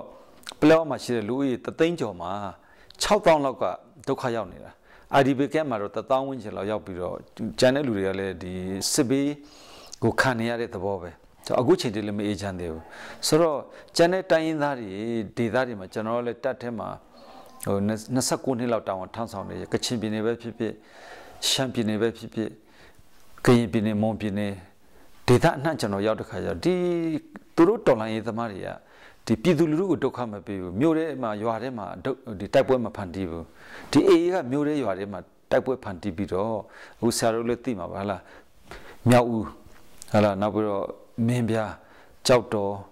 ပုံနာကျုံအကုန်ပဲမြို့ပေါ်မှာကြီးတိုက်ပွဲတွေဖန်တီးတယ်နောက်မြို့နားမှာဖန်တီးတဲ့ခါကျပြည်သူလူထုလည်းဒုက္ခရောက်အိုးအိမ်တွေလည်းပျက်စီးနောက် IDP ကန်းတွေထဲမှာလည်းအများကြီးရောက်အဲ့လိုဖြစ်နေတာဆိုတော့သူတို့ရဲ့တော်လှန်ရေးကဟိုအခြားဒေသတွေရဲ့တော်လှန်ရေးထက်ကိုဟိုဘောပြည်သူကိုဒုက္ခရောက်စေတယ်လို့ကျွန်တော်ပြောချင်တယ်ဆိုတော့ကျွန်တော်ပလက်ဝဒေသဆိုလည်းအခုကျွန်တော်တို့ဟိုဘောကြောက်တော်နဲ့ပလက်ဝရေလမ်းကြောင်းလည်းတွားလို့မရဘူးကားလမ်းကြောင်းလည်းတွားလို့မရဘူးမတူပီစမီပလက်ဝါလည်းတွားလို့မရဘူးအဲ့လမ်းကြောင်းပေါ်မှာသူတို့ကဝင်ပြီးတော့နှောက်ချက်တယ်တက်နဲ့လည်းအပြစ်ခတ်မှုတွေတရှင်လုံးဖြစ်တဲ့ခါကျတော့ပြည်သူလူထုမှာစားရည်ခါကျွန်တော်ပို့လို့မရဘူးဖြစ်နေနောက်ပြီးတော့ပလက်ဝအထက်ကကလရန်မြေကြောင်းပေါ်မှာသူတို့ဝင်နေတဲ့ခါကျတော့လူထုကလည်းတွားလို့လာလို့မရဘူးအေကကန်တဲ့လို့တက်ကလည်းကန်တဲ့မှုတွေနည်းနည်းရှိလာတယ်ဆိုတော့အဲ့ဒီပေါ်မှာလူတွေကဟိုစီးပွားရေးအရာသွားတာဖြစ်ပညာရေးကျန်းမာရေးသွားဖြစ်ဝန်ထမ်းတွေသွားတာဖြစ်တွားလို့လာလို့မရဘူးဆိုတော့အနှောက်အယှက်တွေတအားဖြစ်တယ်နောက်သူတို့ရဲ့တော်လှန်ရေးကပုံမှန်တဲ့နည်းနည်းဆိုးရတဲ့အတွက်နိုင်ငံတော်ကတော့မှအခုအချမ်းဖက်အဖွဲ့အစည်းဆိုပြီးတော့သူတို့တရားမဝင်အဖွဲ့အစည်းနေနဲ့သတ်မှတ်တာတွေရှိတယ်ဆိုတော့အဲ့ဒီပုံစံအတိုင်းကိုပဲလေသူတို့ကလည်းလက်ရှိလှုပ်ဆောင်နေတော့မှကျွန်တော်ပလက်ဝဒေသမှာဒီ2015စာပေ20အတွင်းမှာဖမ်းဆီးတာလူ100ကျော်တယ်ဒီကလတိုင်မြေယုံမှာဖမ်းတာရှိတယ်ပီချောင်းမှာဖမ်းတာရှိတယ်နောက်ဒီဟိုပေါ်လေးမျိုးချောင်းဖက်မှာဖမ်းတာတွေရှိတယ်အဲ့ဒီထက်ကတချို့ကိုပြန်လွှတ်တယ်ပေါ့လွှတ်တာလူ80ကျော်လောက်တော့လွှတ်ပြီဒါပေမဲ့အခုနောက်ဆုံးဆရာပြောတဲ့ဟိုအောင်စိုးတို့အပါ21လောက်ကြံသေးတယ်မလွှတ်တာဒါပေမဲ့သူတို့ကဒီမီဒီယာမှာခိုင်ဒုက္ခတို့ဖြေလို့ရှိရင်တော့ဟလာသူတို့စီမှာဖမ်းထားတယ်တရားမှမရှိဘူးလို့အများအားကြီးညာတယ်ဆိုတော့ဒီကြံတဲ့ဖမ်းထားတဲ့ကျွန်တော်မစင်းစရာတွေအတိအကျရှိတယ်ဘယ်ရွာကဘယ်သူမှတ်ဖို့တဲ့နံပါတ်နဲ့အစားကျွန်တော်မှအတိအကျရှိတယ်အောင်စိုးရှိတယ်နောက်ပြီးကျွန်တော်တို့ပလက်ဝမြို့နယ်စီပင်ကော်မတီဝင်ဦးမြင့်မောင်လို့ဆိုလဲဖမ်းသွားတာအခုထိပြန်မလွတ်သေးဘူးဆိုလူနာမည်စင်းနဲ့အတိအကျတွေရှိတယ်ဒါပေမဲ့သူတို့ကတော့သူတို့စီမှာမရှိဘူးဒီပဲလုပ်တယ်မရှိဘူးဆိုရင်ရောသူတို့တတ်လိုက်ပြီလားဟလာမရှိဘူးဆိုတဲ့ဟာကိုအပေါ်ကဖြေတာနဲ့အောက်မှာတကယ်တမ်းဖြစ်ပျက်နေတာနဲ့ကွဲလွဲနေတယ်လို့ပြောချင်တယ်အပေါ်နဲ့အောက်နဲ့ဟိုအဆက်တွေကောင်းကောင်းမရှိဘူးလားပေါ့နော်ဒါလေးလေးစဉ်းစားကြဖြစ်တယ်အခုလက်တွေ့မှာ21ယောက်လုံးဖန်ဆီးထားတာရှိသေးတယ်ဆိုတာတော့ကျွန်တော်ဒီမှာပြောလို့တယ်ဆိုတော့အေးရေရှည်မှာရှိကြအပြင်လူမှုရေးပြိပကလည်းကြာရင်တော့ဖြစ်နိုင်တာပဲအခုလည်းကျွန်တော်တို့လူမျိုးတွေထက်ကဖန်ဆီးတာပုံမှာဖေကျင်နေလိမ့်မလဲနော်တနက်ကင်နဲ့အဲ့ဒါလူတွေမလို့တာမပြောရဲလို့မပြောဘဲနဲ့နေတာလေဆိုတော့ဟိုကျွန်တော်တို့ကအရင်ကတည်းကရခိုင်ရဲ့ချင်းရဲ့ဒိုင်းနဲ့ရဲ့မျိုးရဲ့တဲ့ရဲ့လူခွဲခြားမှုမရှိဘူးချစ်ချစ်ခင်နဲ့အကုန်တနယ်လုံးမှာနေကြတာအခုဆိုရင်တယောက်နဲ့တယောက်ဟိုယုံကြည်မှုကကင်းမဲ့လာပြီတယောက်နဲ့တယောက်ဟလာဟိုအရင်တော့ခက်ခဲမနေတဲ့လူတွေတော့မှတယောက်နဲ့ဆက်ဆံရေးတော်တော်ခက်ခဲလာပြီအဲ့လိုဖြစ်တော့ရေရှည်မှာတော့ဒီပုံစံနဲ့သွားမယ်ဆိုတော့လူမျိုးပဋိပက္ခလည်းဖြစ်နိုင်တယ်စေပဋိပက္ခတွေလည်းဒါတဲ့ဆိုးရနိုင်တယ်ကျွန်တော်လူငယ်တွေဆိုလည်းအခုမခံကျင်စိတ်နဲ့ဟလာတော်လိုင်းလှုပ်ရှင်တဲ့လူတွေတော့ရှိတယ်အိန္ဒိယထဲမှာသွားပြီးတော့ဟိုတော်လိုင်းဖွဲ့စည်းပြီးတော့လုပ်မယ်ဆိုတာတွေရောဆီယန်နဲ့ထဲဝင်ပြီးတော့ဟလာတုံ့ပြန်မယ်ဆိုတာတွေရောအများကြီးပဲဒါတွေကကောင်းတာတဲ့ဆိုးဖို့များတယ်ဆိုတော့ကျွန်တော်တို့ဒေသကိုစစ်မဲ့ပဋိပက္ခမဖြစ်စေချင်ဘူးငြိမ်းချမ်းတဲ့ဟာဖြစ်ဖို့အတွက်ကျွန်တော်တို့ကတော့ငြိမ်းချမ်းရေးဘောင်တွေကိုဝင်ဖို့ပဲအမြဲတမ်းဟိုဆွနွေးပြီးတော့ဆောင်ရွက်ဖို့ပဲစဉ်းစားပါလိမ့်ခင်ဗျအဓိကတော့ပလက်ဝရဲ့အနေထားကဒီတရုတ်နဲ့အိန္ဒိယရဲ့အပြန်မှုလို့လည်းပြောချင်တာပေါ့နော်ဆရာတို့လည်းသိပြီးသားပါအမှန်လည်းအဲ့လိုဖြစ်နေတရုတ်ရဲ့စီမံကိန်းကရွှေလီကနေပြီးတော့ဒီကြောက်ဖြူတီကိုဟလာမြန်မာပြည်အလဲကိုဖြတ်ပြီးမှဒီရေနံနဲ့ဓာတ်ငွေပိုက်လိုင်းကြီးတွေဆွဲထားတယ်ကြောက်ဖြူစီမံကိန်းကိုလည်းသူတို့လုပ်နေတယ်ဆိုတော့တရုတ်ရဲ့စီမံကိန်းဆိုအေကဘယ်တော့မှမနှောက်ယှက်ဘူးနောက်အိန္ဒိယရဲ့စီမံကိန်းဆိုသူတို့နှောက်ယှက်တယ်ဒီကလရာမြေဝန်းစီမံကိန်းလုပ်တဲ့အပေါ်မှာလည်းကျွန်တော်တို့ဒီအိန္ဒိယနိုင်ငံသားတွေကိုလည်းဖမ်းတယ်လွှတ်တော်ကိုယ်စားလှယ်တွေကိုလည်းဖမ်းတယ်အဲ့လိုမျိုးတွေရှိတယ်နောက်ဇော်ရံပူလန်းဖောက်တဲ့အဲ့ဒီကုမ္ပဏီတွေဆိုလည်းဖမ်းတယ်နောက်ပြီးတော့ဗမာမုံတီးရေးပေါ့နော်အဲ့လိုမျိုးပုံစံတော့ဆန်တယ်လူမျိုးရေးဆန်တဲ့ပုံစံမျိုးတွေလည်းလာတွေ့တယ်နောက်ဗမာတွေကြီးပဲတိတန့်ဖမ်းတာမျိုးတွေလည်းဒီလိုသတိထားမိတာပေါ့နော်အဲ့လိုတော့ဟိုတိုင်းသားချင်းချင်းအဲ့လိုမဖြစ်သင့်ဘူးပေါ့နော်တစ်ဖက်စဉ်းစားတာနောက်ကလတန်မြေဝန်းစီမံကိန်းဆိုလည်းအခုနကျွန်တော်ပလက်ဝသရားလုပ်တယ်တာမောင်တွေကိုတဲမောတွေကိုမလာပြစ်ခတ်တယ်မိရှို့တယ်ပေါ့နောက်အဲ့ဒီလုပ်ငန်းမပြီးအောင်လည်းဖြစ်တယ်အခုကလတန်မြေ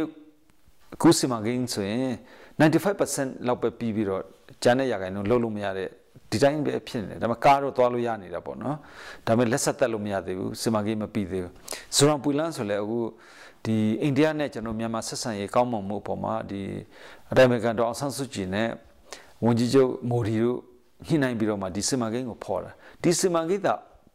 အောင်မြင်ဖြစ်သွားမယ်ဆိုကျွန်တော်ချစ်ပင်ရဲ့ပင်လယ်ထွက်ပေါက်ပဲချစ်ပင်တွေတပြေလုံးမှာရှိတဲ့လူတွေရဲ့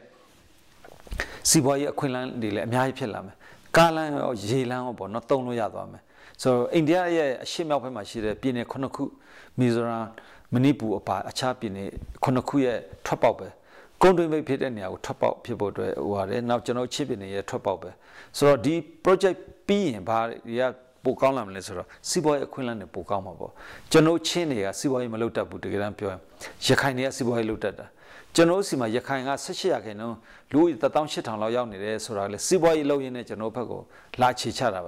ဲသူတို့ကဒီကလဒန်မြစ်အောက်ဘက်မှာနေတယ်ကျွန်တော်ကလဒန်မြစ်ဖြတ်မှာနေတယ်စီးပွားရေးလုပ်နေသူတို့စီငပီးင6တွေဟာလာအဲ့ဒါဒီလာရောက်နေကျွန်တော်စီကထွက်တဲ့အသီးနှံတွေဟာလာဒီငရုတ်ကျက်သွန်ကအစနောက်ဝါထွက်ပြီးတက်တော့ပစ္စည်းဒါအားလုံးကိုသူတို့ကယူတယ်ဒီအဲ့လိုနဲ့စီးပွားရေးကုန်ဖလှယ်ရင်းနဲ့စီးပွားဖြစ်တယ်အဲ့ဒီပုံမှာကျွန်တော်ပလက်ဝကလနာမြေအောက်ဖက်ကနေဟိုးမြေဝအထိသူတို့ကအခြေချတယ်သူတို့အရင်ဆိုတကယ်ဈေးကွက်ကြီးပဲအဲ့လိုလေးနေရင်းနဲ့ကျွန်တော်တို့ဒေသဖက်ကိုစိတ်ဝင်တဲ့ပုံမှာသူတို့နဲ့ကျွန်တော်တို့ရဲ့မိတ်ဆွေရင်းချလူတို့ဆက်ဆံကြတယ်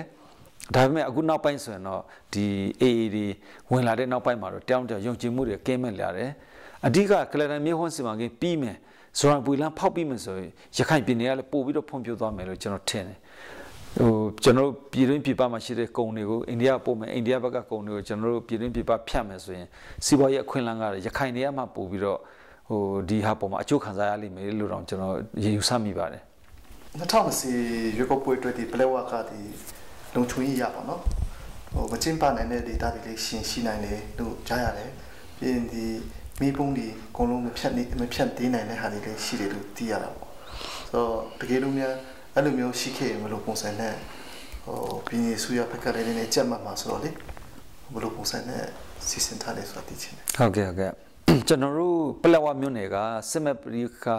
2015ရွေးကောက်ပွဲအပြီးနောက်ပိုင်းမှာဖြစ်လာတာပေါ့နော်2010ရွေးကောက်ပွဲကောင်းကောင်းကျင်းပနိုင်တယ်2020ရွေးကောက်ပွဲလည်းကောင်းကောင်းကျင်းပနိုင်တယ်ဆိုတော့2020မှာလည်းကျွန်တော်ရွေးကောက်ပွဲကျင်းပနိုင်လိမ့်မယ်လို့ကျွန်တော်ယုံကြည်ပါတယ်ဘာလို့လဲဆိုတော့ကျွန်တော်တို့ဒေသကချင်းပြည်နယ်မှာလူဦးရေ9သိန်း4,000လောက်ရှိတဲ့အထက်မှာပလက်ဝမှာနေပဲ9သိန်း8,000လောက်3သိန်း8,000လောက်ရှိတယ်ချင်းပြည်နယ်လူဦးရေ9ပုံတပုံကပလက်ဝမှာရှိတာဖြစ်ပါတယ်နောက်ဟိုပေါ့ရွေးကောက်ခံကိုယ်စားလှယ်အနေနဲ့ကလည်းပြည်ထောင်စုမှာ3ယောက်ပြည်သူ့လွှတ်တော်မှာ1ယောက်အမျိုးသားလွှတ်တော်မှာ2ယောက်ပြည်နယ်လွှတ်တော်မှာ2ယောက်5ယောက်ရှိတယ်ဆိုတော့လူကြီးလည်းများတယ်နေမြေလည်းကျေဝန်းတယ်လွှတ်တော်ကိုယ်စားလှယ်လည်းများတယ်အဲ့ဒါကြီးကကျွန်တော်တို့ရွေးကောက်ပွဲအ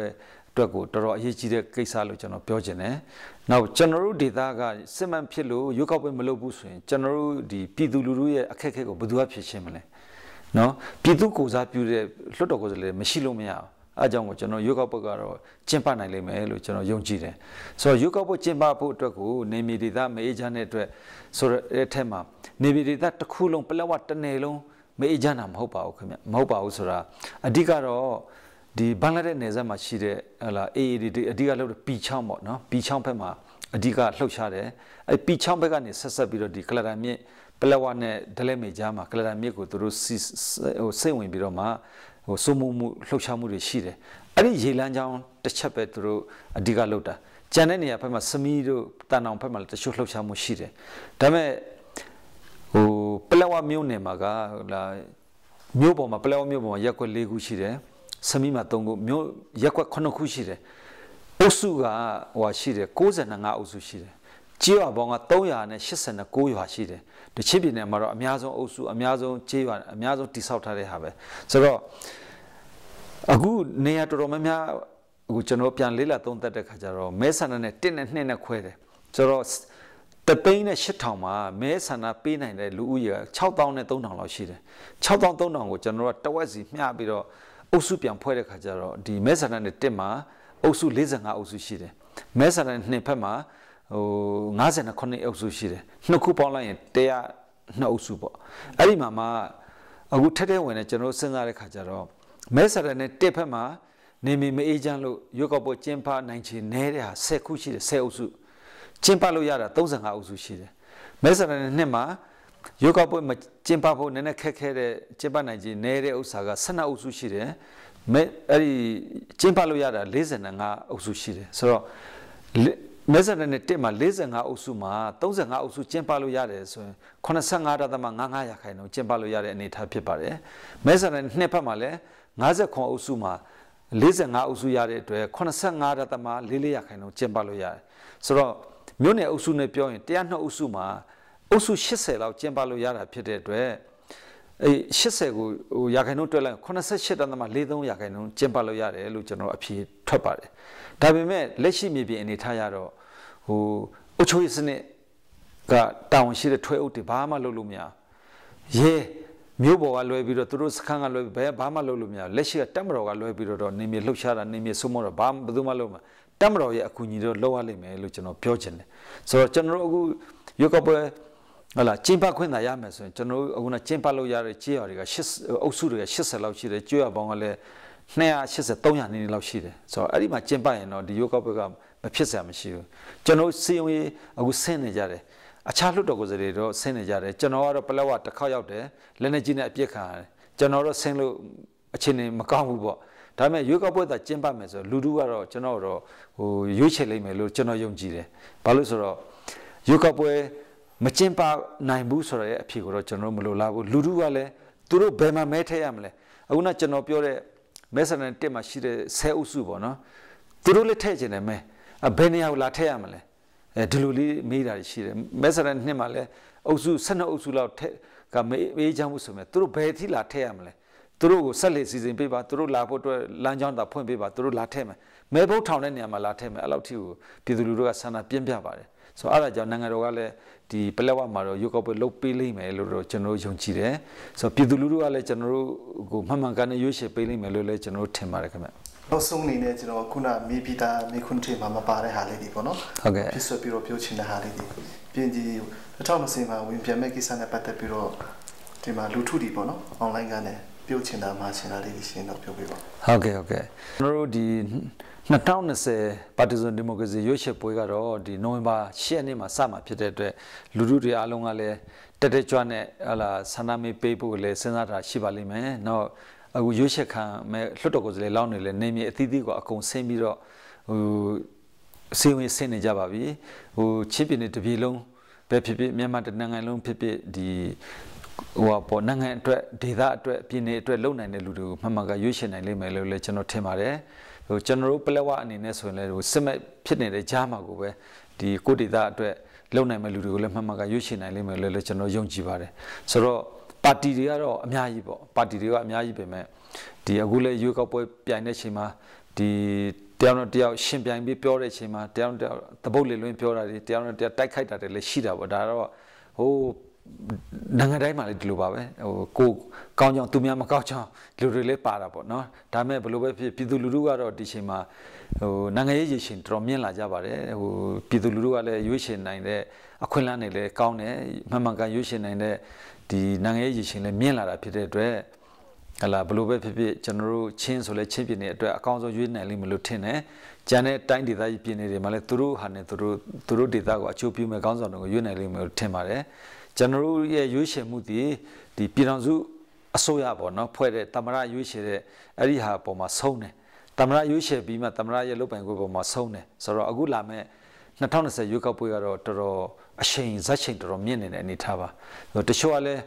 NLD ပါတီကအပြတ်သက်နိုင်မယ်တချို့ကလည်းဒီပြည်ကံပြိုးကအပြတ်သက်နိုင်မယ်တချို့ကလည်းဒ